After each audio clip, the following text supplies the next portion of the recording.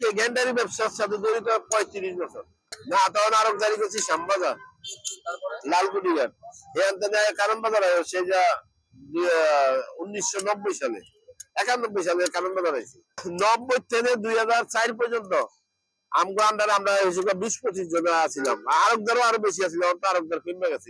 এরপরে কারণ বাজার করি রাস্তায় করছি, ওই কারণ বাজার ভিতরে করছি, স্টেশন করছি, ইয়ানো করে 5 বছর। আমগো তো জায়গা গ্যান্ডারি জায়গা বেশি লাগে, খোলামেলা জায়গা লাগে।